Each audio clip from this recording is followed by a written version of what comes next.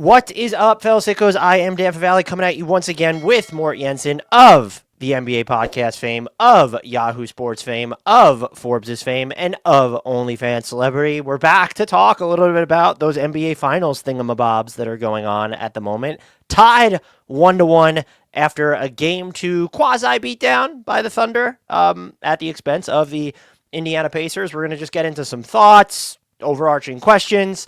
You know the whole drill. We don't want to be too recappy. You've already consumed all the recappy podcasts, we hope. First and foremost, though, Mort, how the heck are you? Oh, I'm doing lousy. No, I don't. I just wanted to say it once. No, I'm doing well. Look, I am enjoying thoroughly Shai Gilgeous-Alexander just being freaking elite at virtually everything that he does. He is so fun to watch. I might disagree. No, there is no might in it. I do disagree with the MVP choice, but that doesn't make him any less of a baller. Him averaging virtually a point per minute in an NBA final series is utterly ridiculous. You might say he's a bucket-getting merchant. You might say. That's better. That is better. I don't hate that. No, and we'll see. I filed a piece about him over at Forbes today. We'll see if my editors even take it. It was just sort of a love fest from my perspective. Just this dude is unguardable. Just unguardable, scoring-wise. Let's hop into the first thing here, though. It's the talking heads, Mort. They're discussing it. Do the Pacers need more from Tyrese Haliburton? Who, before I throw it to you, I would like to point out, yes, he only had 7 points through the first 3 quarters of Game 2. And yes, that he ended up leading the Pacers in shot attempts after the fourth quarter. I think he wound up with 13 in Game 2. I'm curious how you feel about this because people oversimplify it to me where it's like the Pacers just need more than 15.5 points per game from Tyrese Haliburton. And on the surface, I agree, but then you got to get in there and tell me how are you getting Tyrese Haliburton more points per game? And I think getting him into the paint is probably the biggest deal. And you've seen it with like Indiana's paint frequency is just down in this series. It's down after they're running off misses. It's down, of course, after the Thunder are making a shot. And I think when the Thunder make a shot, Indiana's like rim frequency has just absolutely plummeted. Because if you're letting OKC get its defense set, it just feels like curtains for your offense on so many times. How do you feel about the Tyrese Haliburton scoring conversation? Is there something the Pacers could do? Did they unlock anything maybe in the fourth quarter where it felt like they were getting him downhill more, but it was happening off the ball? What do you make of the whole hashtag discourse?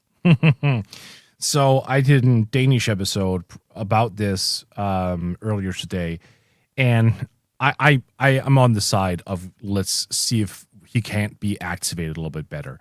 But yes, it does have to be calculated. He shouldn't just jack up shots. It doesn't have to be him thinking of raw volume, but he has to assert himself in a way where it's going to have a ripple effect offensively. So shots are going to come easier to Pascal Siakam. So shots are going to come easier to Miles Turner, Andrew Nembhard, Aaron Nesmith, and so on. So the question I have, and I'm actually going to throw it back to you a little bit, is basically how do we gauge specifically against the Oklahoma City Thunder what constitutes a good shot? Because I felt for longer stretches. Wow, I can't speak today. In Game 2, the Pacers were looking for the perfect shot, and I don't think I need to remind them that they're going up against the Thunder. The perfect shot against the Thunder is probably one that's going to be semi-contested at the very least. I think they have to accept that, and I think they have to embrace it. So for me, the question is, how do you get Tyrese Haliburton more shots, knowing full well that virtually every shot he's going to get is going to be, at varying degrees, contested? I'm wondering if, and this feels like it might veer too far away from just like the core principles of what the Pacers do, and so I recognize that, I mean, I don't even know if I would consider it necessarily bold, but like, do you have to slow things down to do more against OKC in the sense of where you're setting screens for Haliburton or how you're trying to break him free off the ball? Like maybe you need to be a little bit more methodical about what he's doing specifically. Is it doing more, like running more through Pascal Siakam since he's used to operating at that speed and trying to just like poke and prod a little bit more rather than trying to create this chaos? And I'm only saying that just because I think Tyrese Haliburton's a fantastic player, Yep. but like he's also someone who like you can get, it feels like, the ball out of his hands by sticking someone on him. And when that someone is Lou Dort, like it's a very particular defender. I don't like the Knicks had to go through all these gimmicks to slow down Tyrese Haliburton insofar as they even could. The Thunder don't have to do that. And so I'm wondering if you have to be more methodical about how you're going after OKC's defense. And similar to the way, you and I talked about after game one, should OKC start setting ball screens even higher, further down the court for Shai? Yeah. They did that in game two, and it gave him more of a runway. Now, to do that with Tyrese Haliburton, you probably need to slow down your offense, which is like half court, full court, whatever, which is counterintuitive to the Pacers. But is that something you try, or is it, throwing it back to you again here, is it no? Like you don't slow things down against OKC. Like you just won't stand a chance if you're trying to play from that slant. I mean, I'll try it a couple of times. I'm willing to test out everything if I'm the Pacers, really. But it does seem counterintuitive to slow the game down specifically against the Thunder, who, you kind of said it there. If they get a chance to set their defense, good luck. I mean, truly, good luck. That is a ridiculous amount of defensive capabilities they have individually, collectively, off the bench even. Like, this is just a sick-ass defensive team that will find you and strangle you into oblivion if they can. So it's just that you have to think so far outside the box. I do think you said something earlier that is the correct approach, is getting Tyrese Haliburton more downhill. One of the things that I feel that he's kind of leaving on the table a little bit is his length and his ability to cover a lot of ground quickly. Like, I'm not saying that Tyrese Haliburton is, supremely athletic. I'm not saying that, but he is long. He has long strides. He does have burst. So I would like to see him get into the cup a little bit more. Like, he's still a 6'5" point guard, and he does have long arms. He does know how to gain separation inside. Like, see what happens. He's attempted 0 free throws over the first 2 games. 0 free throws in 73 minutes. Get in there, force the issue a little bit, and if you get to the foul line, great. That's a win, because that also means you draw a foul on one of the opponents. If you can do that, like if you can get a couple early fouls on Lou Dort, if you can also draw a foul on Alex Caruso, like if you can do those things, that helps you overall, not just your own scoring, but that has a ripple effect. So am I saying Tyrese Haliburton should just try to up his volume by, hashtag doing stuff? No, it has to be deliberate. But that's also easier said than done against these Thunder. I concede that. Right, and that's like, so you look at, when you're looking at the way that Indy's been driving in this series, their drives per game are like, they're a little bit down, but they're like kind of right around where they've been for the playoffs. But you were shooting like 52% out of your drives leading into this series. You're sub 45% now in this series. You were sub 39% on your drives in game 2. I just wonder if, like, kind of short of Pascal Siakam really doing things, like if you can get him down low, I don't know if saying like, let's get into the teeth of this Thunder defense is a great decision. Maybe inside the starting lineup to where it's basically everyone can shoot there. But when you're getting into some of these secondary lineups with Indy, the Thunder aren't going to have, if you have TJ McConnell in the corner, they're not going to fucking care, nor should they. And so that's why, I think it was Tyrese hit a 3. It was on the right side of the floor in game 2, and they set a high screen for him. He came around, and Tyrese and the Pacers seem at their best when he's creating havoc in the paint. But could you look at that and say, like, maybe you are going to have to settle for jumpers more? Yeah. Like, if they're going to, like, just to create that extra space, or do you think that gets, now we're not even talking about the speed of the game, which you already said, like, you don't want to get too far away from that, and I think that's fair. Is that, like, I'm not saying punt on trying to get to the basket altogether, but I'm just wondering, like, those same avenues that make Tyrese Haliburton great, we could sit here and say, like, do that more. Like, absolutely, yeah, do that more. I just don't know if that's going to be available against this Thunder defense. Look, if he can generate open looks from threes, and I say open, knowing full well that against OKC they're never fully open, go ahead and take them. Like, the Pacers are averaging almost 40 3-point attempts per game in this series. I think that is a good amount, but I wouldn't even hate it if they upped it a little bit more.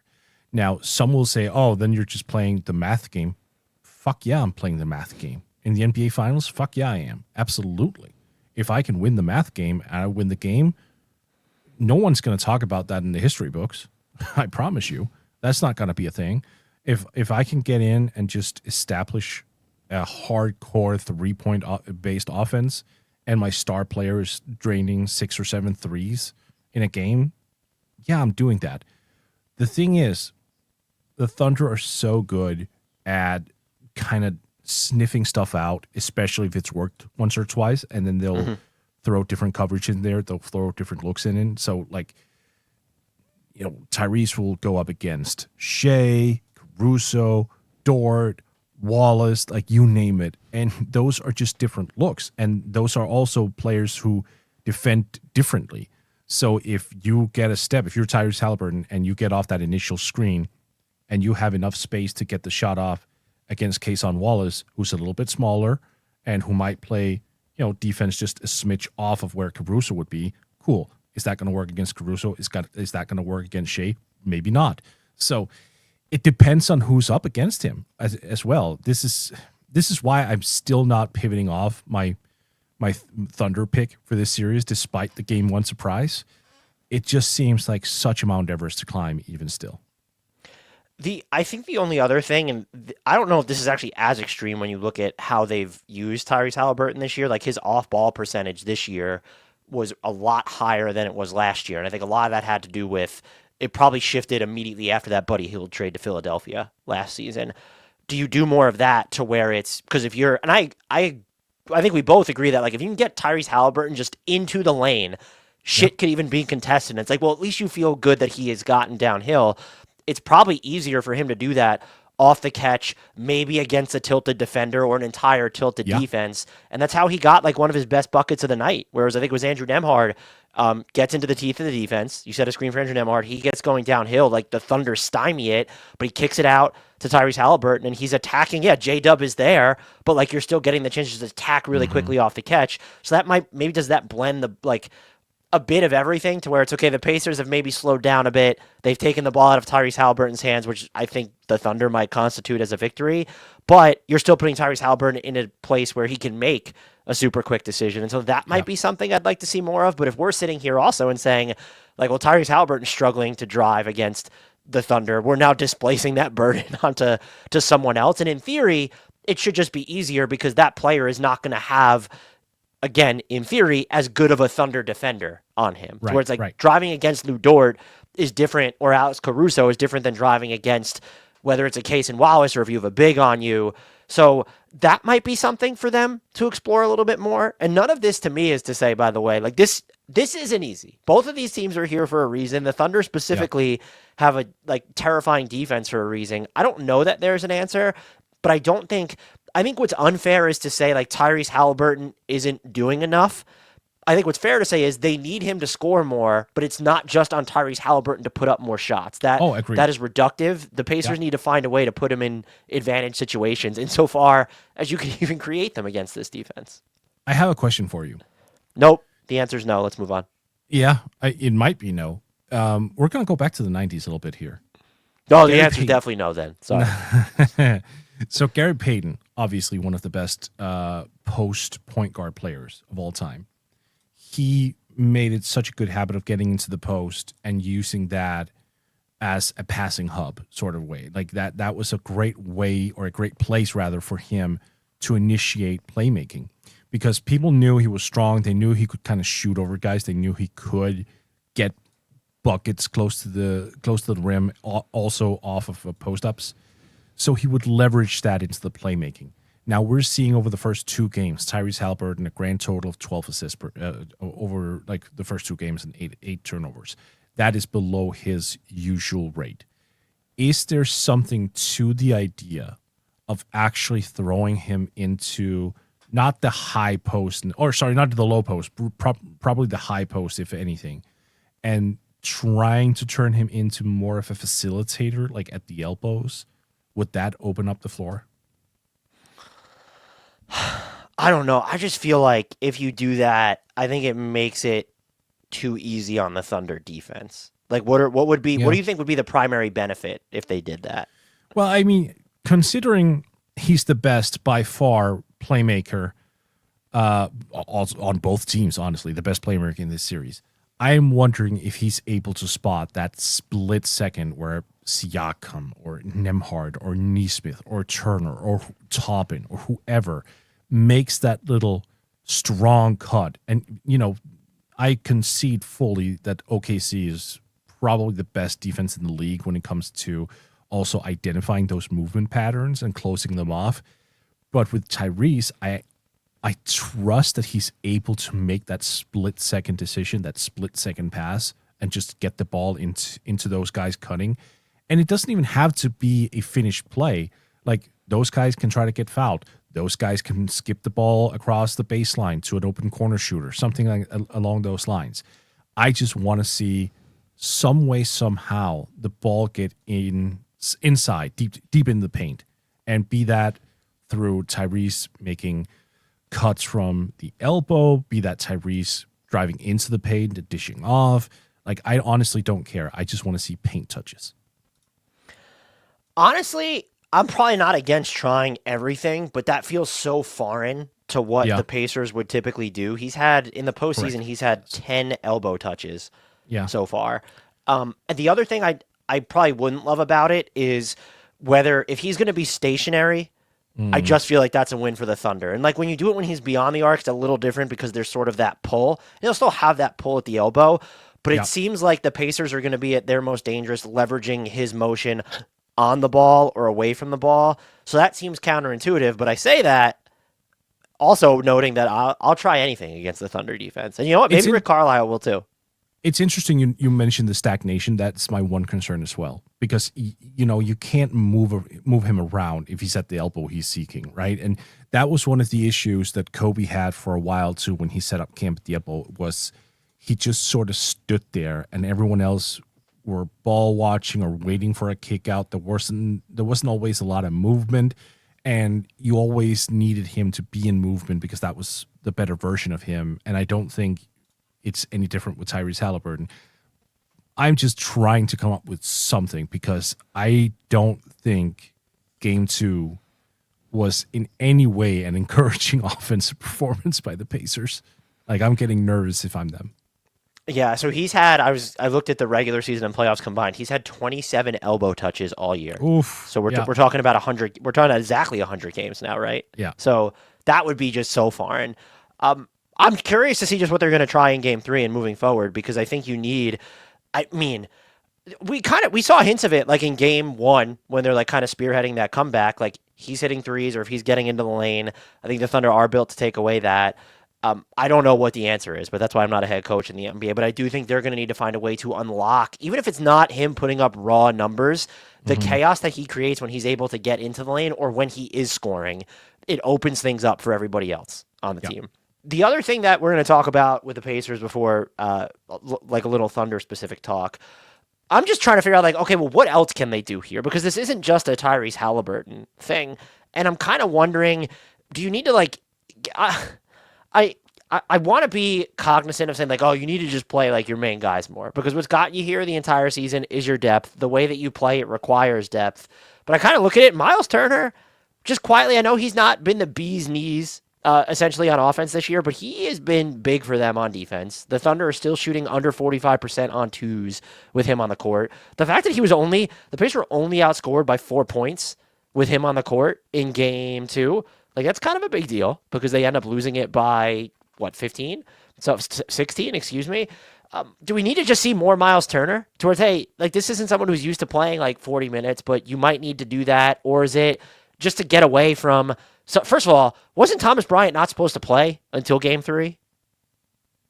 I thought that was the injury report.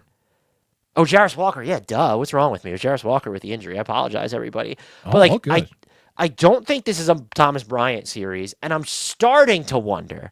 I have too much respect for him to declare it outright. I'm starting to wonder if this can be a TJ McConnell series. He was 5 of 7 from the floor with 6 assists in Game 2, and I just came away thinking, oh, God, is this a TJ McConnell series? And if it's going to be, you just need to have him on the ball at all times, I think. And even that, sometimes I wonder if that becomes a win for the Thunder defense. So I can't get there with less TJ McConnell when he's currently one of the best offensive producers on the team. Not to mention he's still, defensively for his side, he's rock solid. Like, don't get me wrong, I hear what you're saying, and like the ripple effect of him being virtually a non-shooter, that you can scale off of him a great deal and cheat off of him, that's an issue.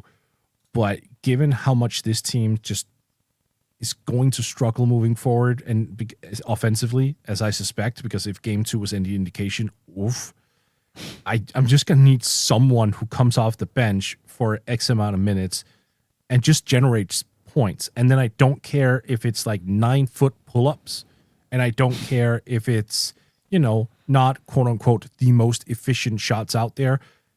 Over the course of this series, he's 9 of 13 from the floor, 10 assists in 35 total minutes. Fuck yeah, I'm taking that, because this team needs everything they can squeeze together offensively. But I do concede, or not even concede, that sounds like I'm giving up on an argument here. I'm not. I agree with you on the Thomas Bryant and Miles Turner points. Miles Turner this series, 27 and a half minutes. I don't think he's been great, but I don't think he's been bad either. Like, yeah, the turnovers have been egregious for him, but the defense more than makes up for it. There's also the shooting presence. He's also big. We've seen him push around Chet Holmgren a fair bit. That's a positive. So I would absolutely extend his minutes. Yes. And his contract, but that's a conversation for a different time. And his contract. So just back to the TJ McConnell thing, I guess where I'm coming at it from is just there was a play, I think it was in the third quarter, and OKC was ahead by 17. And just like Tyrese Haliburton's coming, it's against as tilted as the Thunder defense is probably just going to get, quite frankly. And TJ McConnell's in the weak side corner. He sprints like he's relocating to the weak side corner, and nobody on Oklahoma City cares. Yeah. They're just all tilted towards the side that Haliburton is on. And I don't know. I'm almost kind of wondering, like, is it a waste to play those two together? Like, should it get, like, do you want Tyrese Haliburton on the court with, I don't know what the answer is. Like, what is it? But who would you play over him? It's kind of you and your question. I love your questions. Who would you replace his minutes with? Just 8 more minutes to Andrew Nembhard? You want to get Ben Shepherd in there more? The question I'm asking really is, who is on that roster who you can replace TJ McConnell's minutes with, where the Thunder are definitely going to be eyeing that person and like, oh, holy shit, that guy's open. Like, who is going to have that effect? I think so. If Haliburton is on the floor, because I do think TJ McConnell is, once you remove Haliburton from the equation, it's like, okay, where is the playmaking coming from? Like, we know what Siakam can do, but where is that other playmaking coming from? I'm probably looking more at Benedict Mathurin or even Ben Shepherd, who's not had a great or a higher volume series, but it feels like, now, will the Thunder pay attention to them defensively? Like, you're always going to cheat off of those guys, but like TJ McConnell has taken 1 3-pointer through the entire 2 games, and so it's cool that he's shooting so well. He is 2 of 2. Oh, excuse me, he took 2. I apologize. Made 2. He is a perfect 3-point shooter in this series. The highest 3-point percentage in finals history, just because you can't get any higher than that. So I will not have you slander. Well, look, Ben Shepherd's 2 of 4. Like he's played 23 minutes this series.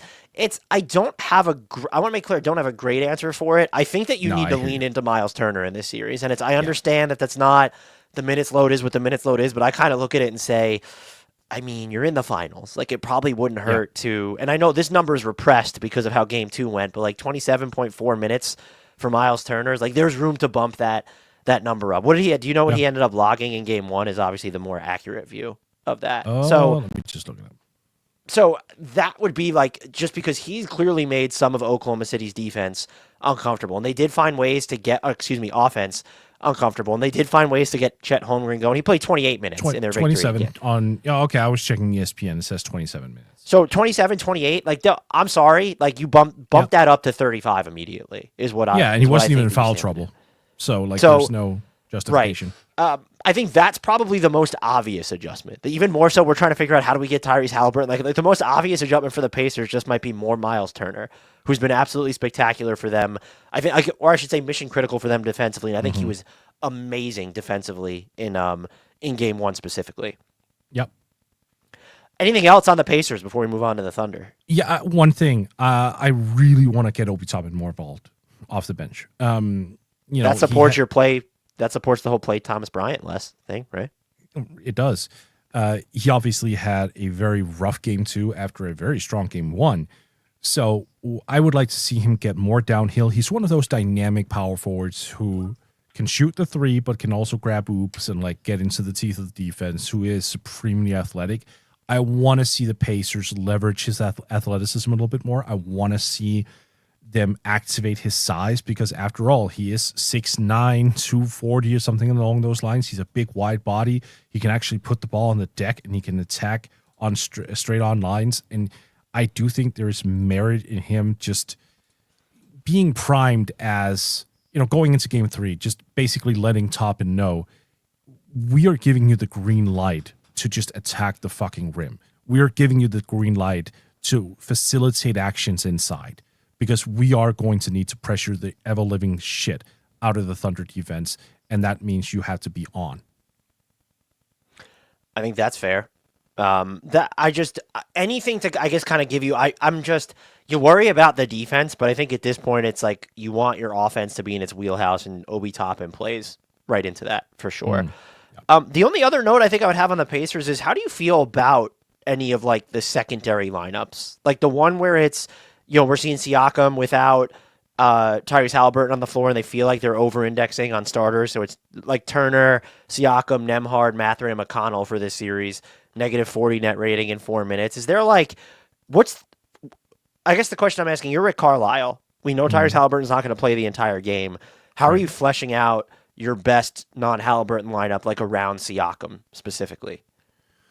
Yeah, I mean, I prefer to flank him with as much shooting as humanly possible and size. Andrew Nembhard is, I do think McConnell is the better point guard, like true point guard compared to him and Nembhard, but Nembhard is a more aggressive scorer, a more aggressive shooter. So, like, am I willing to relinquish some playmaking capabilities to have this guy who's able to read actions and respond for the most part accurately? Yeah, I probably am. So I would need him alongside Siakam if Haliburton is out for sure. Mathurin is the odd duck in this conversation because Siakam is, when he's the primary guy, he's going to operate in the mid post, even the low post. Mathurin's so much leaning in towards being a slasher, driver, foul merchant, honestly, just someone who can get to the line. Do those two mesh? Honestly, does the presence of Siakam near the rim, is that going to hurt those lines, those the straight line drives from Mathurin? Are those two going to fit? I'm not sure. So to avoid that, Ben Shepherd is probably one I would like to pair with Siakam as well, just for the spacing element. Let's talk some Thunder from this series so far.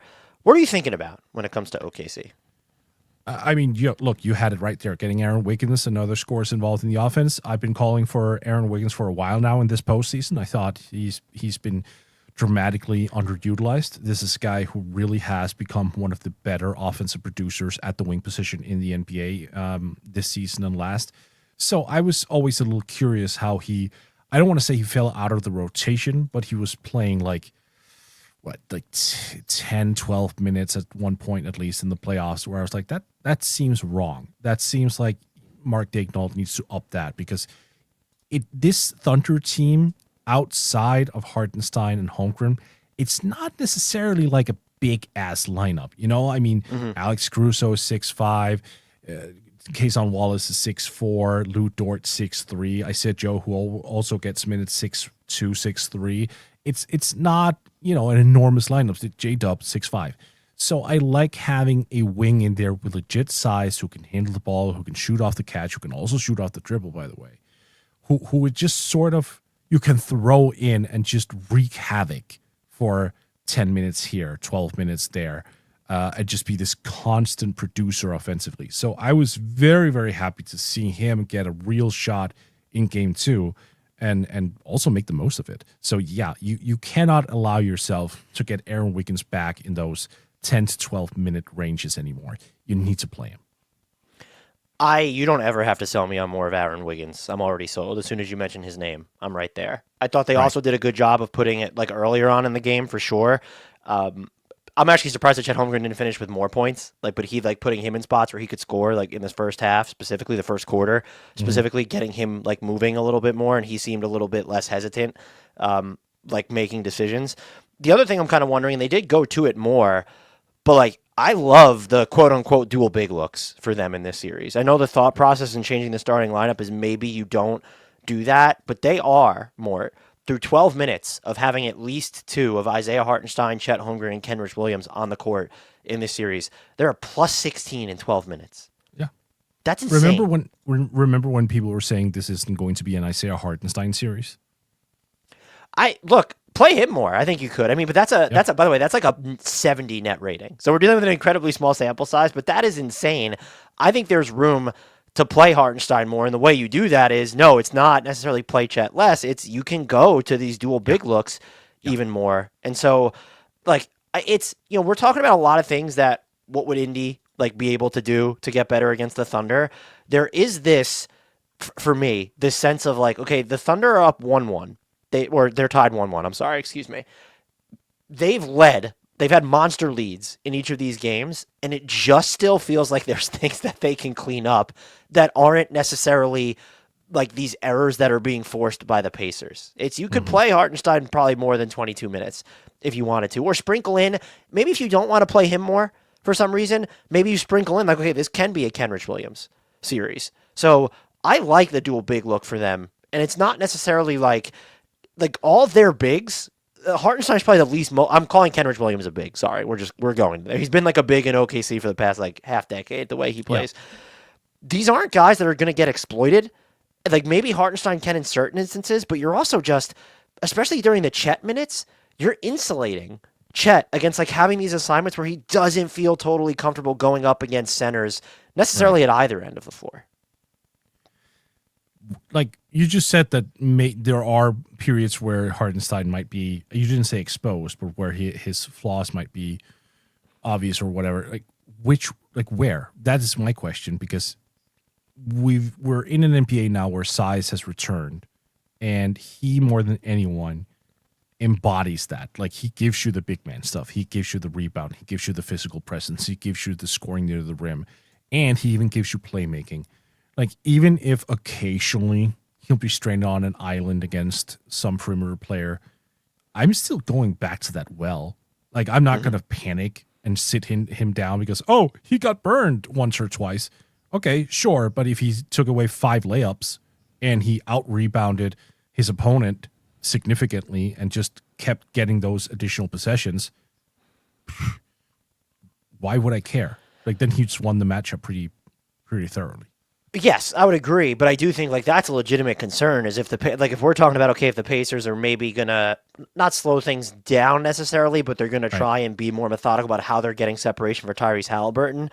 Like him going up against Isaiah Hartenstein is most likely going to be a win for the Pacers, and I think like we've seen it in very dribs and drabs because OKC like they're able to avoid it. It's not like I'm saying if Hartenstein's on the floor, there's this weak point to attack.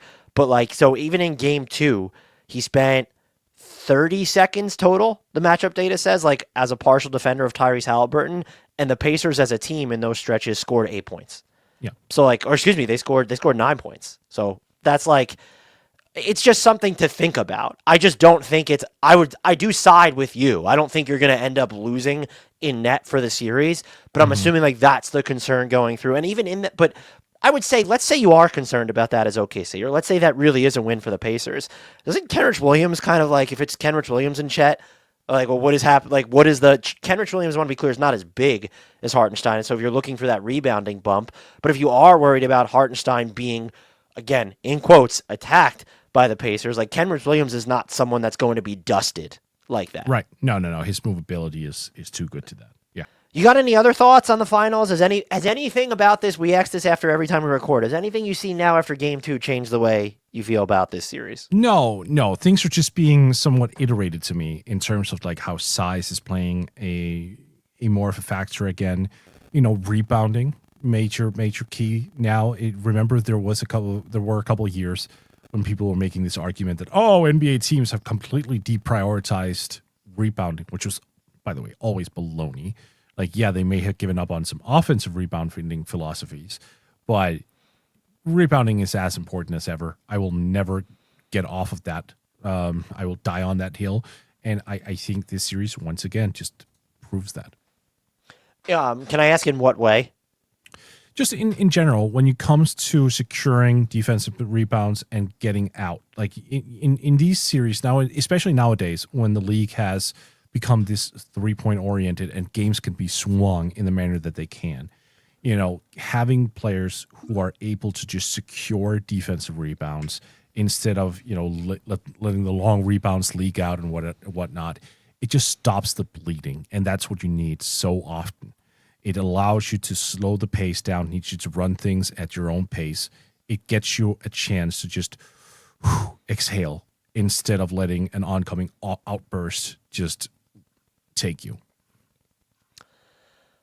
That sounds about right. I've been a little bit surprised. Like, I thought this would be more of a series that was won or like decided by transition, but so far it feels like it's been decided by just like so let's use game 2 as the example where OKC, in quote, lost the transition battle 9-4. It's like Indy had more fast break points than 9-4.